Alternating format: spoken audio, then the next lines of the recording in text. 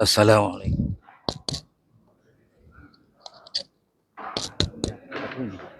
Lanjut saja Pak, lanjut. Assalamualaikum warahmatullahi wabarakatuh. Waalaikumsalam warahmatullahi wabarakatuh. Sedikit Ustaz Iya Pak. tentang orang yang sholat menanti sholat berikutnya. Iya. Apakah pahala itu dilakukan di masjid saja atau di rumah atau tempat lain? Artinya bukan masjid Ustaz. Iya. Yang kedua tadi dikatakan bahwa sholat tidur dalam menanti sholat kemudian kita tertidur pada menanti sholat berikutnya, kalau hanya tidur duduk itu tidak batal wudhu. Bagaimana dengan tidur terlentang Ustaz? Sebab ada Ustaz mengatakan bahwa tidur itu tidak membatalkan wudhu, kecuali tadi dikatakan ada khusyuk atau tangan-tangan kita memegangi yang haram misalnya Ustaz. Kemudian ada titipan pertanyaan tadi tentang tangan kiri, memberi dan menerima tangan kiri. Bagaimana kalau ada halangan syar'i Ustaz? Misalnya kidal, stroke. Oh stroke, ya. Atau kidal barangkali. Makasih. Iya Pak. Baik. Assalamualaikum warahmatullahi wabarakatuh. Waalaikumsalam warahmatullahi wabarakatuh. Yang dimaksud tempat menantikan sholat berikutnya setelah sholat tadi adalah masjid, bukan di rumah. Karena hukum asalnya sholat wajib itu dilakukan di masjid, terutama laki-laki. Iya. Adapun perempuan, dia mendapatkan kemuliaan dan keutamaan dengan menantikan sholat ke sholat berikutnya, itu sekalipun di rumah. Ya, sekalipun di rumah. Itu hebatnya agama kita untuk kaum ibu-ibu perempuan. Jadi di masjid. Kemudian tentang kita yang ketiga dulu, semua hal dalam agama bahkan dalam kehidupan sehari-hari ada namanya bab emergensi, bab darurat. Jadi kalau dia berudzur maka tentu dibolehkan. Jadi kalau dia memang orangnya cuma ini yang bisa, ini yang kidal, maka apa boleh buat? Menerima dengan tangkir atau memberi. Ini tidak bisa ini, maka seperti itu. Bahkan kalau dia makan dan cuma ini yang bisa bergerak, ya apa boleh buat? Itu udzur. Pertanyaan yang kedua tadi Pak tentang tidur. Jadi begini, ulama bersepakat bahwa tidur dalam keadaan terlentang itu membatalkan wudhu. Kalimat pentingnya tidur, bukan berbaring, bukan baring-baring. Kalau baring-baring kan pasti orang terlentang atau tidur. Yang ulama kemudian berbeda pendapat, tidur dalam keadaan duduk. Sebagian ulama mengatakan kalau dia tidur dalam keadaan duduk, kalau dia tenggelam dalam tidurnya, artinya nyenyak tidurnya, maka sekalipun duduk batal. Tetapi sebagian ulama mengatakan tidak batal, berdasarkan riwayat yang tadi kita baca dan riwayat yang lain, bahwa pernah satu kejadian para sahabat juga menanti Nabi sallallahu alaihi wasallam. Sama kejadiannya ini yang tadi, menanti kedatangan Nabi, sampai didapati ada di antara sahabat itu yang tidur dalam keadaan duduk sampai terdengar suara ngoroknya. Bahkan ngoroknya kedengaran. Begitu iqamah dikumandangkan, beliau berdiri tidak berwudu. Maka itu dijadikan dalil atau landasan bahwa selama dia tidur dalam keadaan duduk, sekalipun dia ngorok, maka tidak membatalkan wudhunya. Hanya saja ulama belakangan itu mengambil jalan tengahnya. Kalau jarak antara masjid dengan tempat wudhunya, apalagi kita seperti ini, maka sebaiknya dia tetap keluar untuk berwudhu supaya dia lebih segar untuk melaksanakan sholat. Karena kalau dia habis ngantuk baru tidur itu biasa sholat biasanya masih datang itu bayangan bayangan mimpinya dan seterusnya. Begitu Pak, kira-kira. Ya, Allah alam. Baik Pak. Ya. Assalamualaikum warahmatullahi wabarakatuh. Waalaikumsalam warahmatullahi wabarakatuh. Saya Pak Ustaz sedikit merespons tadi soal wudhu dari rumah ke masjid. Bagaimana kalau misalnya bagi yang bekerja? Iya. Bagi yang bekerja itu misalnya di tempat kerjanya itu ada tempat wudhu. Iya. Dan di situ ada musola. Iya. Lalu kemudian dia berangkat ke masjid karena masjid ada di dekat kantornya. Iya. Kalau misalnya dia tidak wudhu di tempat kerjanya itu lalu ke masjid, Iya. bagaimana penjelasan pahalanya itu Pak Ustaz? Iya. Seperti tadi.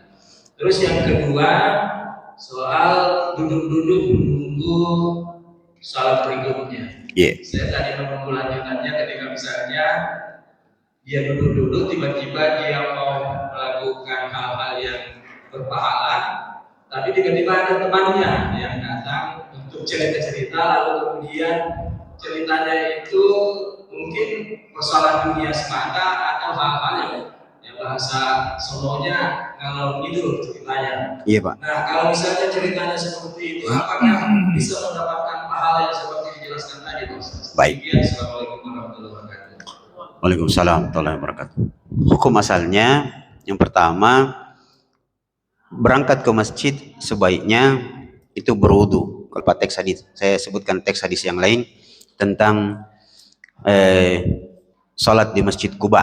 Ini ibu-ibu yang bapak yang pernah umroh pasti selalu disampaikan oleh mutawifnya ini. Man tatahhara fi baitihi thumma yamshi ila Masjid Quba wa yusalli rak'atain kana lahu ka ajril umrah. Barang siapa yang berwudu di rumahnya lalu berjalan menuju Masjid Quba dan dia sholat 2 rakaat di sana, maka dia mendapatkan pahala umrah. Teks awalnya akan memberikan dalil bahwa memang sangat disarankan untuk berwudu di rumah. Nah sekarang, apakah rumah itu maksudnya rumah tempat tinggal? Tidak. Karena kalau kita bayangkan hadis tadi, itu jamaah haji atau jamaah umroh itu tidak ada di rumahnya, dia berada di hotelnya. Maka itu disebut masuk dalam kategori tempatnya dia berada sebelum dia menuju masjid. Maka kalau dia di kantor, ada masjid atau musalla di kantornya, dan untuk sampai ke musalla dari kantornya dia berjalan, dan ternyata di sekitar kantornya itu gedungnya ada tempat wudhu, dia bisa berwudhu, maka itu jauh lebih baik. Bagaimana kalau tidak? Maka dia tetap mendapatkan pahala, cuma nanti bobot pahalanya akan berbeda dengan orang yang berjalan dari rumahnya atau tempatnya dalam keadaan sudah berwudhu. Jadi bobot pahalanya yang memang berbeda. Kemudian bagian kedua, saya mau tambahkan kalimatnya. Bagaimana Ustadz? Habis sholat maghrib, saya mau duduk-duduk menanti sholat isya. Tapi di masjid kami Ustadz, biasanya antara maghrib dengan isya itu kita ada acara makan gorengan. Makan gorengan. Daripada tidak ada dibikin, tidak ada juga Ustaz. Karena kan sekali sepekan aja. Nah ini misalnya malam Jumat, besok baru ada taklim subuh-subuh. Ini malam Ustaz, bagus ini kan malam Jumat, duduk-duduk lama-lama di masjid. Tapi supaya kita dapat pahalanya itu Ustaz, kami mau menanti waktu sholat isya sambil duduk-duduk. Tidak ada juga dikerja di rumah di malam Jumat ini, malam berkah ini. Nah untuk mengisi waktu itu Ustaz, ada kesepakatan pengurus masjid beli gorengan. Pertanyaannya adalah, apakah kalau saya makan gorengan dulu Ustaz, lalu sampai masuk waktu isya, saya dapat pahala orang yang menantikan waktu berikutnya? Nah, jawabannya adalah, minta maaf sedikit terperinci, bahwa disarankan kalaupun makan gorengan atau ngobrol seperti tadi, maka diharapkan makan gorengannya jangan terlalu lama. 10 sampai 15 menit lah. Masa sampai 1 jam lebih? Tuh, ya. Jadi itu hal yang biasa. Makan magi gorengan atau ngobrol sebentar, ya. Dan berhenti sudah itu lakukan bikin aktivitas yang baik. Misalnya tadarus 1 halaman, 2 halaman. Ya, jangan juga 1 ayat, 2 ayat. Mentang-mentang ada hadis. Ini Pak, ada hadis yang menggembirakan sekali. Ternyata di Sahih Bukhari ada. Rasulullah mengatakan, sukakah kalian keluar dari rumahnya menuju satu tempat bernama Batha? Sampai ke sana, kalian mendapatkan 1 ekor onta atau 2 ekor onta gratis tanpa harus bersusah payah. Pokoknya keluar dari rumah datang ke sana langsung dikasih. Para sahabat mengatakan, mau ya Rasulullah. Rasulullah mengatakan, sungguh kalau kalian keluar dari rumah menuju masjid lalu membaca 1 ayat atau 2 ayat, kalian mendapatkan pahala jauh lebih besar daripada sekedar mendapatkan 1 ekor onta atau 2 ekor onta. Oh, 1 ayat Ustaz. Memang iya hadisnya bilang begitu. 1 ayat, 2 ayat. Tapi jangki juga kalau begitu, itu betul dipraktek. Datang ke masjid, masuk buka Quran, dapat pahala lebih besar daripada 1 ekor onta.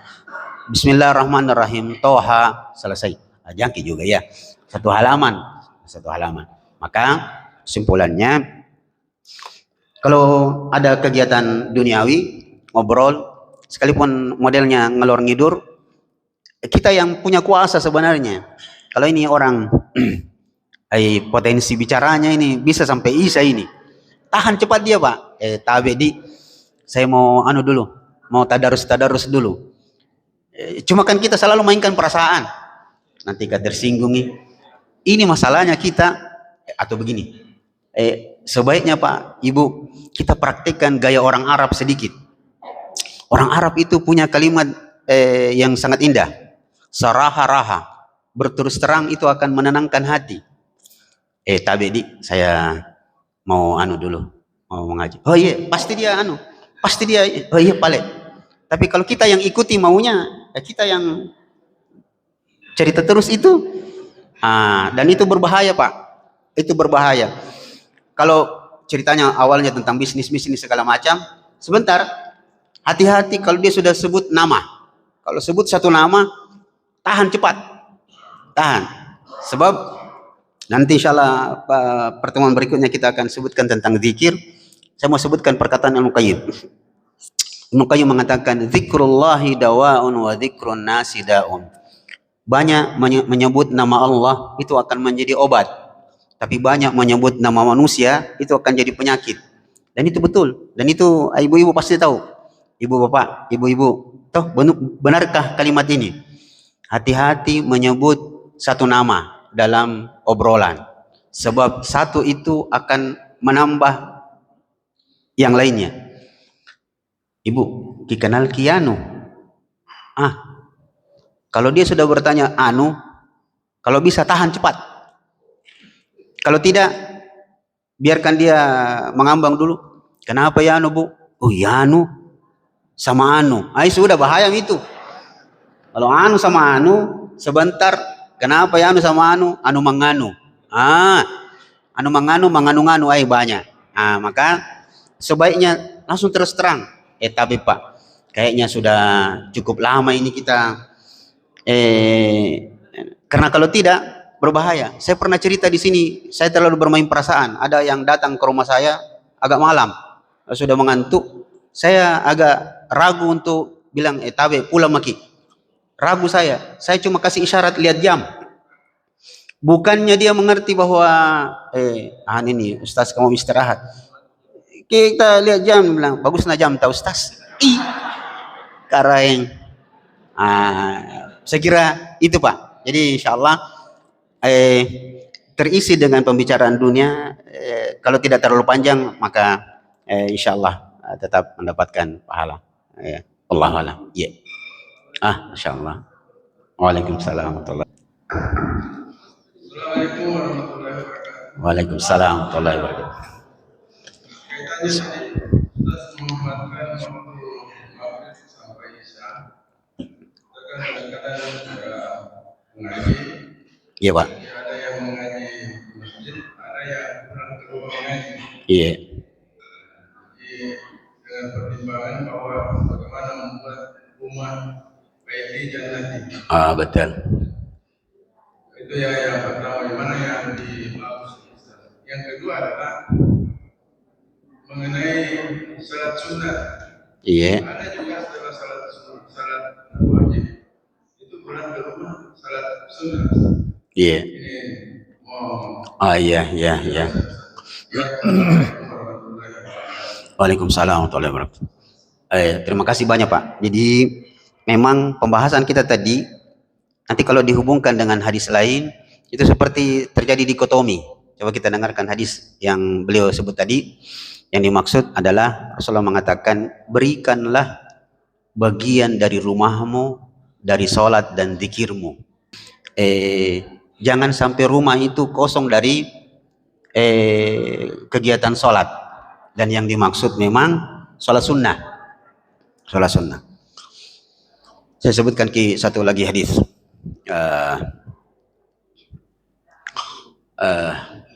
Bahwa Rasulullah SAW bersabda yang disebutkan oleh Aisyah, maka Rasulullah SAW yusalli fil masjid illal maktubah. Rasulullah itu tidak salat di masjid kecuali yang wajib. Itu artinya salat sunnahnya di rumah. Ya Pak ya. Kalau bikinkan kesimpulan, itu artinya sebaik-baik sholat adalah di masjid kalau sholat wajib, dan sholat sunnah di rumah. Ya. Lalu bagaimana dengan keadaan tadi? Maka kalau kita perhatikan jenis hadis tadi, ternyata dia berhubungan dengan menantikan sholat ke sholat berikutnya pada waktu tertentu saja. Dan banyak teksnya tadi menyebutkan antara maghrib dengan isya. Jadi sekali-sekali kita manfaatkan waktu di masjid, ya, menantikan waktu sholat ke sholat berikutnya itu di masjid yang dekat-dekat maghrib dengan isya.